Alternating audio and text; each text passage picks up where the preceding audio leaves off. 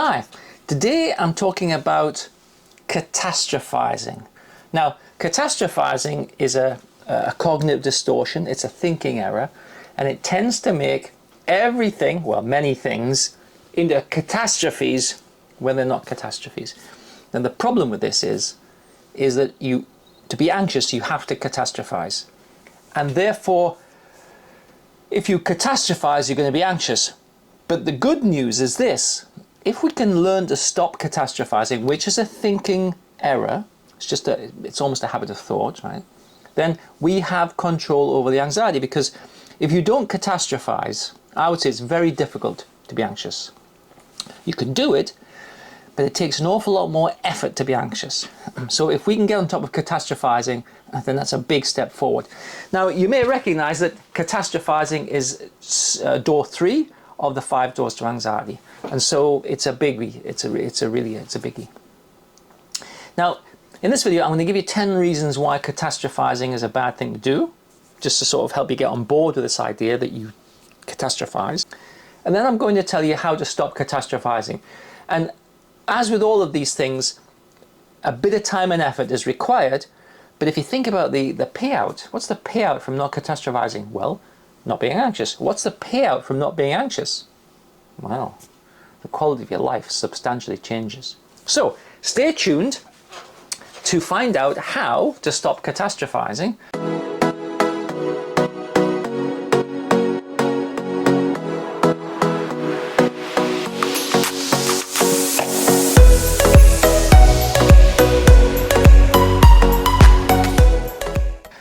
But first, let's just have a think about what catastrophizing is.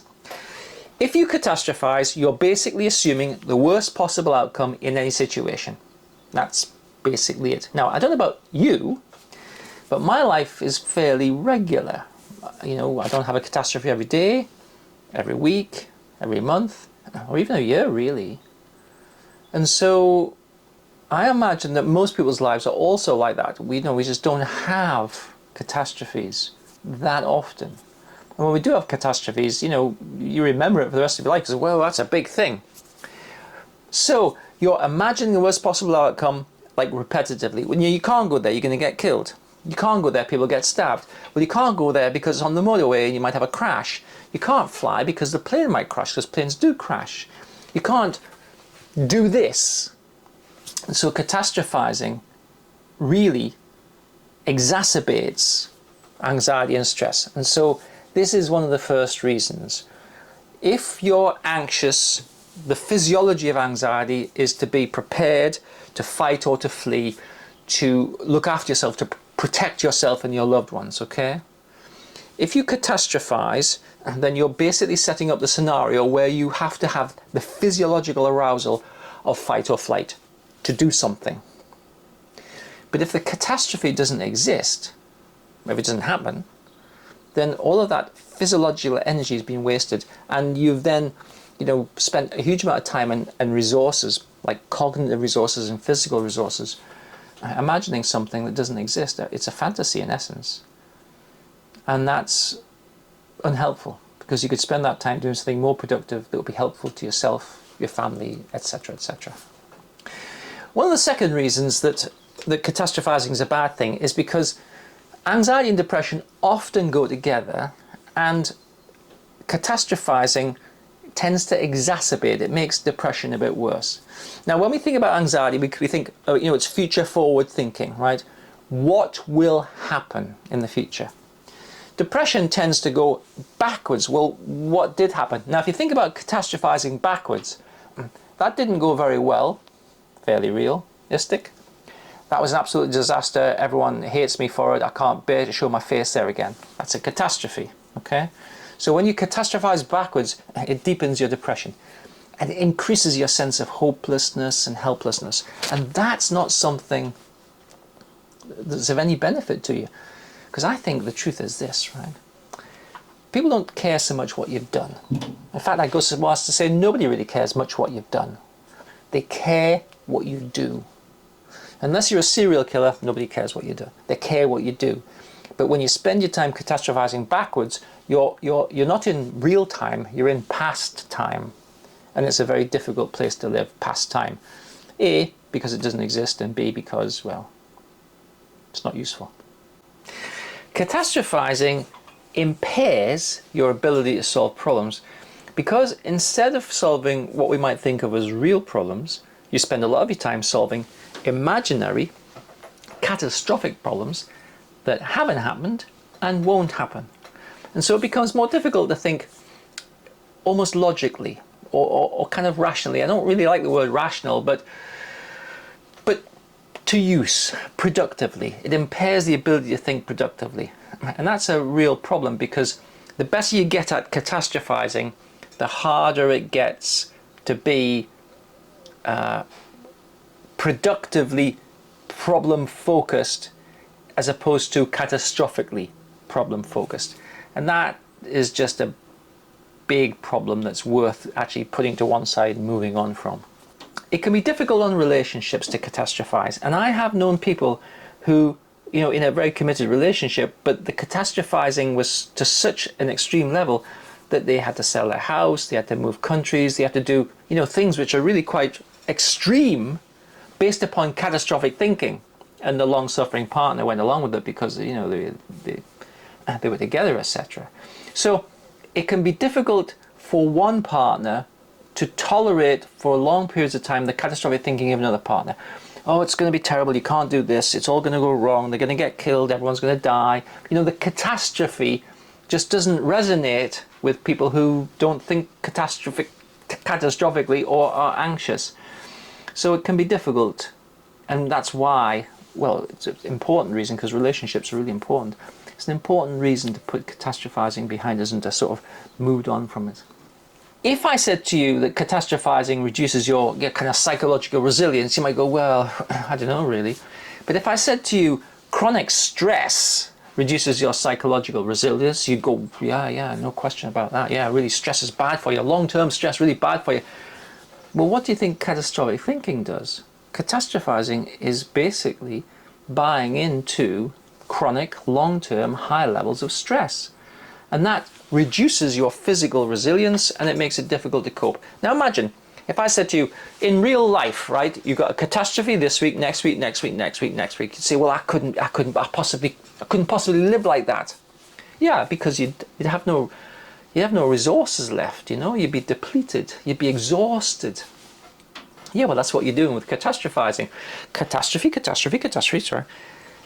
Not every week, probably every day or every couple of days, catastrophe. But because the catastrophe doesn't happen, it doesn't take you all the way, but it still uses up a huge amount of time and energy. So we don't really want to have that level of arousal. I mean, I call it arousal, right? It's fight or flight, it's adrenaline, it's cortisol, it's activation. And the problem with this long-term activation is it affects your physical health. Catastrophizing affects your physical health. Well, I'm not sure about that, Dave. Yeah, but chronic stress affects your physical health. Yeah, definitely. Well, what do you think catastrophizing is? It's generating chronic stress and it has an effect upon you. It affects all aspects of your body. Now, in the first instance, you just go, yeah, well, I can't sleep, or I'm you know, always on edge, or whatever. But after a while, it starts to generate, oh, I've got a pain, you know, I've got this pain in my chest, I wonder if I'm having a heart attack. It starts to generate health concerns. And I swear to you that I have seen anxiety create every single type of health-related symptom that is possible to have, from heart attacks, strokes, paralysis, visual disturbances, numbness, all sorts of stuff. Anxiety can do all of that because anxiety is acutely connected to your physiology, your endocrine system, the hormones and everything. And therefore, if you put yourself under chronic stress, you're kind of opening yourself up to a path of health anxiety. Well, I've got a heart attack, that's a catastrophe. I've got cancer, that's a catastrophe. You don't have a heart attack, you don't have cancer. Yeah, but I might have it next week. Now I've got cancer. Now I've got a brain tumor. And these become difficult things to live with because we're in the habit, the path, just the thinking style of catastrophe. And a catastrophe could be a car accident or a plane crash, or it could be a stroke.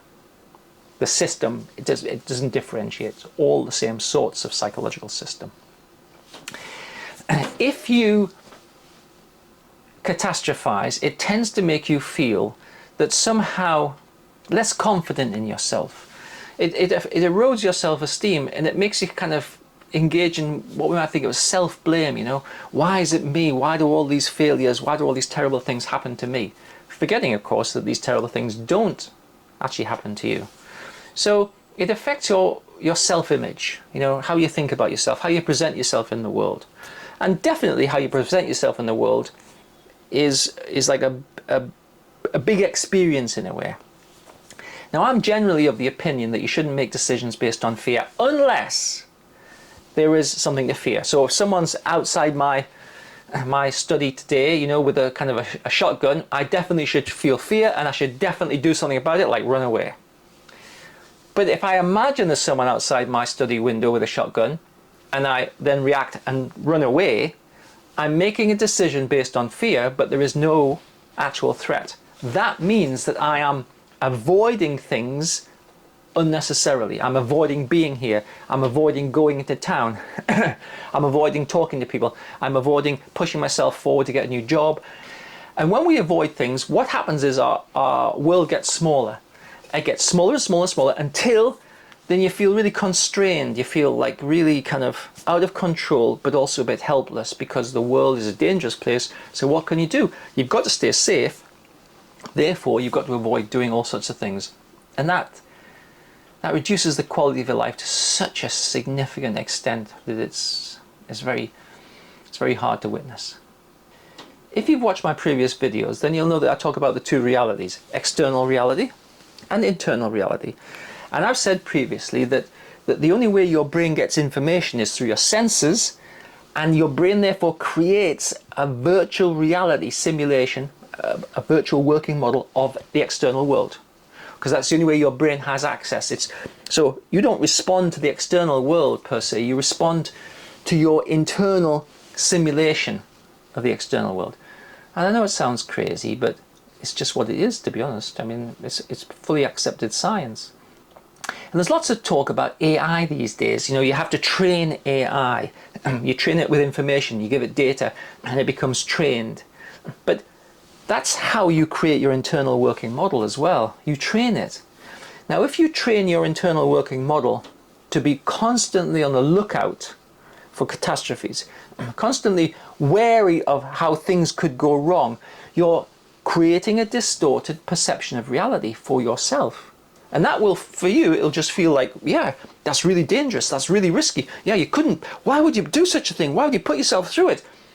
But your distorted internal model is simply being trained by what you feed it. And it makes it difficult then to live in a world where other people's models are more normal, more functional, more useful to them.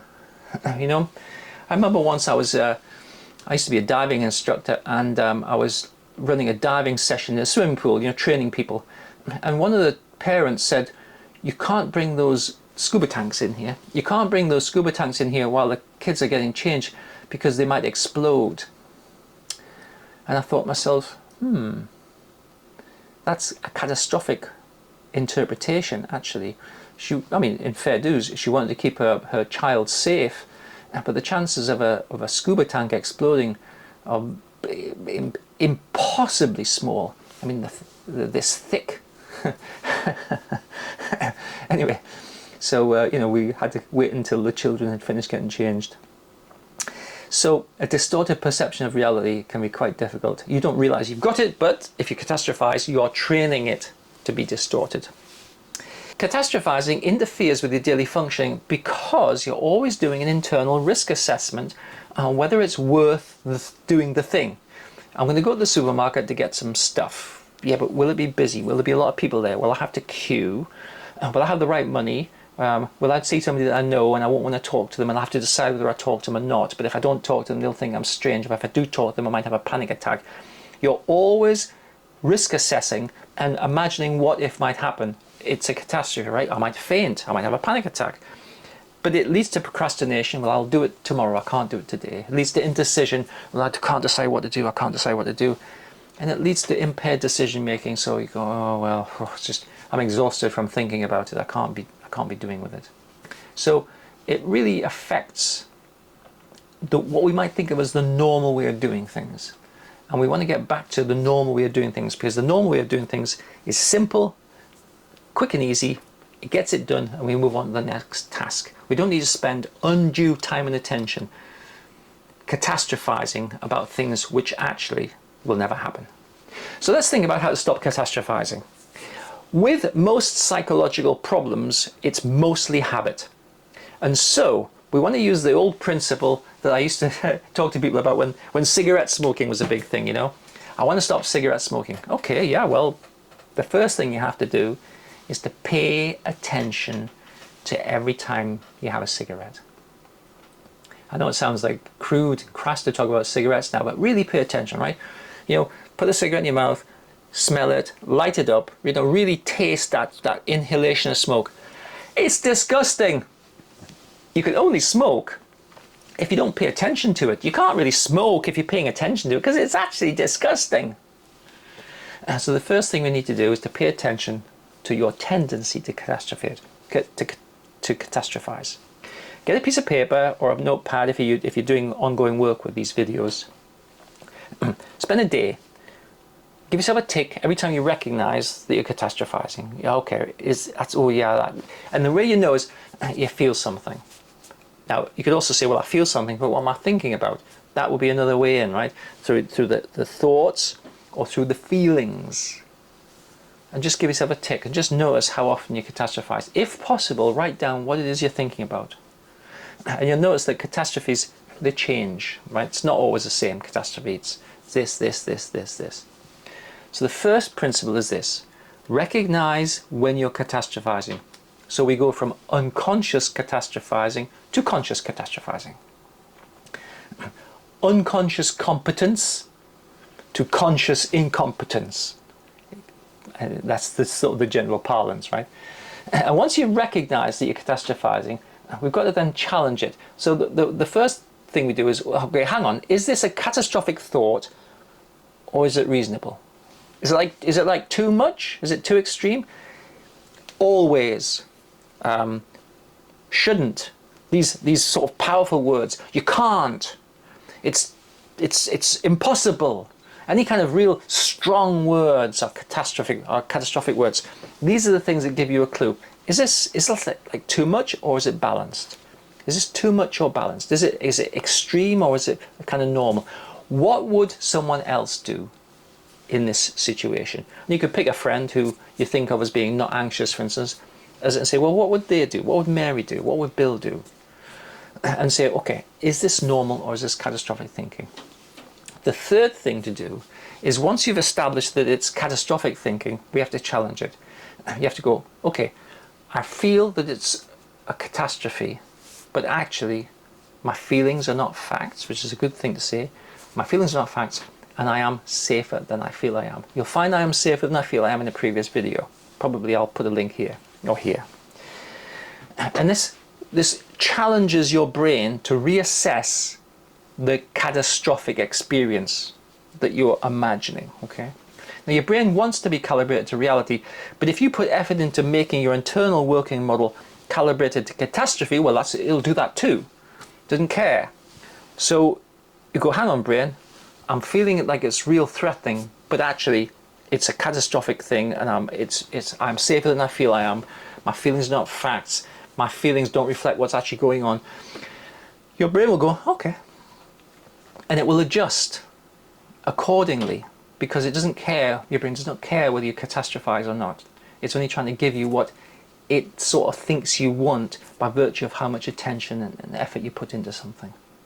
So, the first thing, identify when you're catastrophizing, just pay attention. The second thing, is this a catastrophe or is it like reasonable thinking? Am I being a bit over the top here? The third thing is to challenge it. Feelings not facts. I'm feeling really kind of anxious about it, but actually, do you know what? I'm safer than I feel I am. My feelings are distorted. Your brain will get the idea and it will stop. Over a period of time, it will stop catastrophizing. And what we want is we want a sort of a decline in the incidence rather of catastrophic thinking. So if you continue to log, how often you catch a catastrophic thought, you will notice a decline, and that's what we're after. We're not after a magical quick fix. We're after a decline by retraining your brain to stop catastrophic thinking. So I hope you find this interesting. Please like and subscribe. Leave comments, because if you leave a comment, if you think of something that's like pertinent, I'm sure someone else will benefit from reading your comment, and they might have the same idea themselves. And I always reply to comments as well. And if you have any questions about anxiety, psychology, or whatever, then please also put that in a comment and I'll reply to that. So thanks for taking the time to watch and listen. This is door 3 of the 5 doors to anxiety.